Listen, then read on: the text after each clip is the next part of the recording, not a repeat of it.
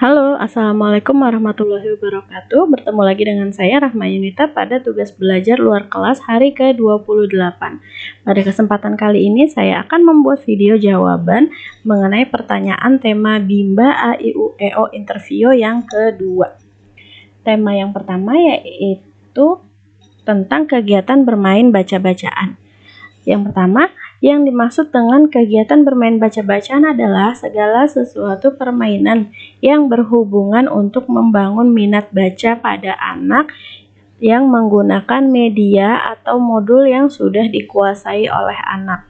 Bermain baca-bacaan sendiri memiliki gabungan dari dua frasa, yaitu dari kata bermain dan dari kata baca-bacaan. Di sini yang dimaksud dengan bermain adalah segala sesuatu kegiatan yang menyenangkan untuk anak tanpa adanya unsur paksaan. Sedangkan arti dari baca-bacaan sendiri adalah melihat, memaknai, dan memahami arti dari tulisan yang kita baca. Jadi bukan sekadar membaca atau sekadar memverbalkannya saja. Lalu yang nomor 2, yang termasuk dalam kegiatan bermain baca-bacaan yaitu bermain pengulangan modul yang sudah dikuasai oleh anak seperti buku cerita, majalah Bimba, serta berbahasa Bimba. Tujuan dari kegiatan bermain baca-bacaan ini adalah agar minat baca anak tumbuh dan anak dapat memaknai serta memahami arti dari bacaannya. Lalu kegiatan yang termasuk dalam bermain baca-bacaan kegiatan bermain baca-bacaan dilakukan pada saat sebelum masuk ke kegiatan inti. Jadi setelah kita melakukan pembukaan, berdoa dan bernyanyi, kita tawarkan anak untuk bermain baca-bacaan terlebih dahulu, bermain modul yang sudah dikuasai. Misalkan, halo Kak Kaifa, ayo sebelum itu kita mau baca modul berapa dulu nih Kak, kakak udah siap belum gitu. Jadi misalkan mau baca 2 tiket Bu, oke, misalkan dia baca 2 tiket yang sudah dikuasai sebelumnya. Lalu setelah itu baru kita masuk ke kegiatan inti. Lalu yang nomor 5, mengapa bermain baca-bacaan menjadi kegiatan prioritas? Di sini bermain baca-bacaan menjadi kegiatan prioritas karena kita berada di Bimba A I U E O yang memiliki tujuan khusus untuk menumbuhkan minat baca dan minat belajar anak secara intrinsik. Maka mengarahkan anak untuk bermain baca-bacaan sangatlah penting. Lalu yang nomor 6, yang harus dievaluasi oleh motivator yaitu melihat afeksi atau ekspresi anak sudah senang atau belum, sudah semangat atau belum, sudah antusias atau belum, dan kita juga harus mengevaluasi kognitif atau kemampuan anak, sudah ada peningkatan atau belum, karena kita menggunakan metode yang fun learning, small step system, dan individual system. Proses yang kita jalani juga harus kita evaluasi demi mencapai tujuan bersama gitu. Serta kita juga harus dapat mengendalikan diri. Ketika syarat dan tujuannya belum tercapai, kita harus dapat mengevaluasi dan mengendalikan diri. Apakah ada yang salah dari proses yang kita jalani, seperti itu.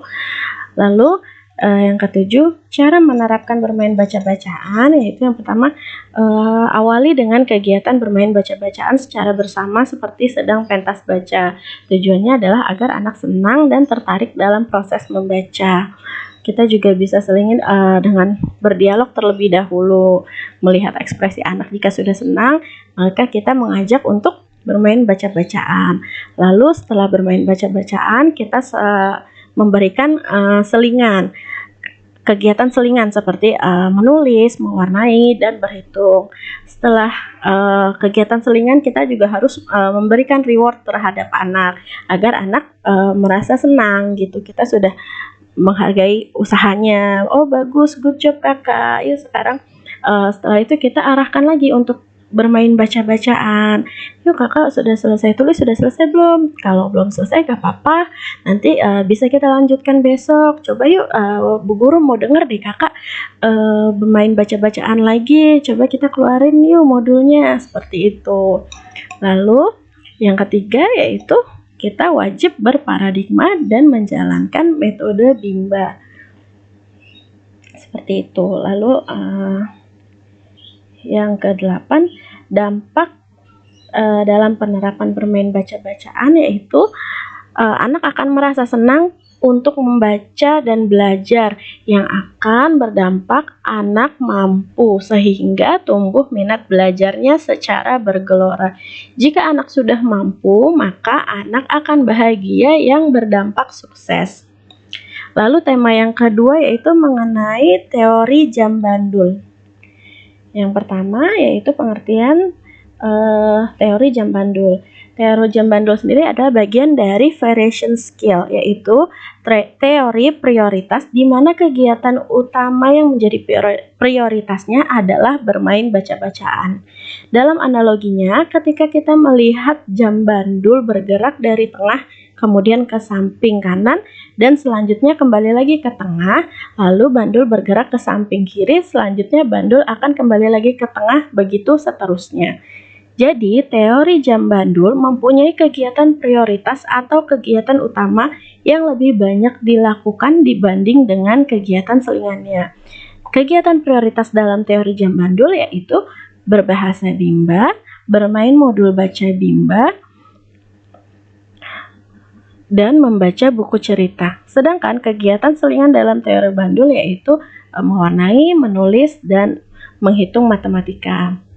Lalu tujuan dari penerapan teori bandul yaitu karena di Bimba berfokus untuk menumbuhkan minat baca dan belajar pada anak, maka prosesnya harus menyenangkan agar anak semangat, ceria, dan tidak cepat bosan serta antusias dalam bermain baca-bacaan, sehingga akan tumbuh karakter minat baca dan belajarnya.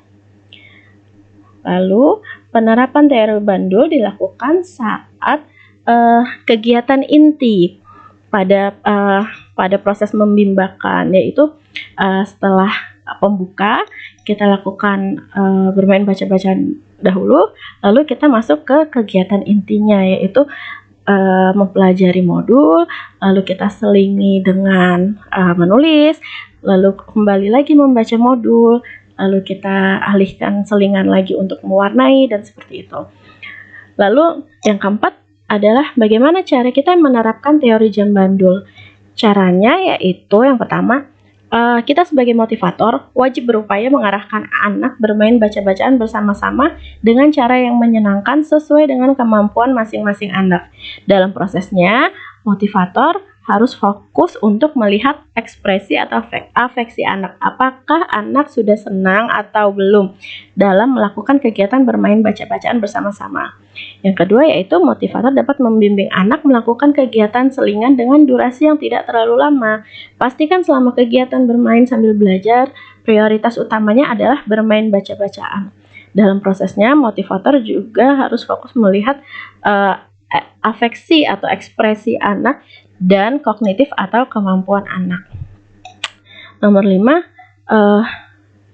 yang akan terjadi jika motivator tidak menerapkan teori jam bandul yaitu berpotensi menimbulkan rasa yang tidak nyaman di dalam hati saat membimbakan, jauh dari rasa bahagia, selamat yang akan berdampak sukses.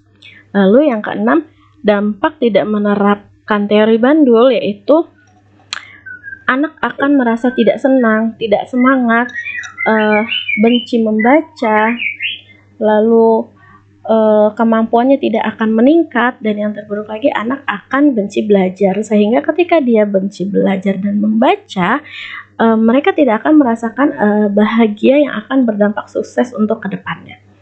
Demikian video jawaban yang saya buat untuk kesempatan kali ini. Kurang lebihnya mohon maaf. Wassalamualaikum warahmatullahi wabarakatuh. Tetap semangat dan terus belajar.